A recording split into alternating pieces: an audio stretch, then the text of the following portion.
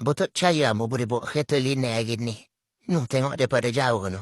Kita boleh tahu tu. Apa tindakan dia? Dia masuk, memang tak bagi segenar.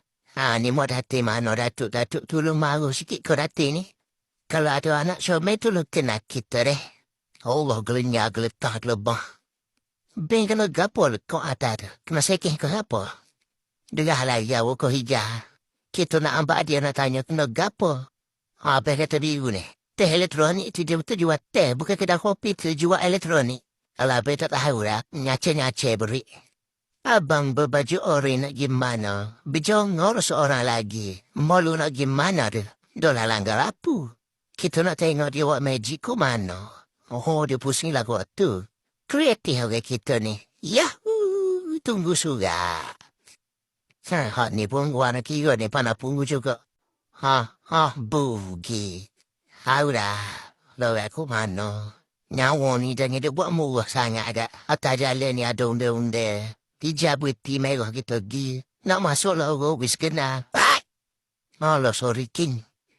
King masuk pakai masuk gitu dah. King yang laju situ King. Ada King depan tu King. Situ kena boleh bawa 60 ya King. Lebih baru tu kata kira dah King berkena sama King. Betul lagi ke dari traffic light daripada peringat ni. Rupa-rupanya satu lane dah. Ambon ni kat juru. Dia pakai depan rupa-rupanya. Kena buti sini terlepas balik kau melo. Siapa kau akan baru ni? Dia tu lagi lah. Gapola bunyi dua di belakang ni. No kata bawa bom bukan bawa bom. Tapi bose lah bunyi eju. Mugon ni. Memang mugon ni eju dah deh. Tapi sini ni tak ada bayarnya. Ada peluang nak litah lah. Cuma cocah-cocah tu berhati-hati lah. Kita gogau depresi ke dia. Kawasan ni ke, dia mau bawa lah. Laju setahu mana pun dia mau kesaku ke traffic light ni. Dia mau kesaku dekat anak traffic light dia wakar baru. Dia mau tekan 160 pun. Ni dia mau kesaku sini juga. Dia mau cocah tu, ada belakang bola ni.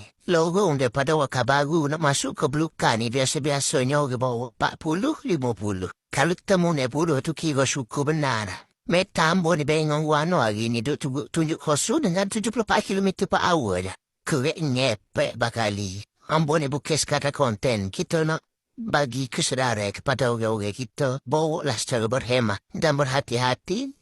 Dan biar ada common sense. So lagi-lagi tak ada siapa sini mampu orang bertidur begitu ya.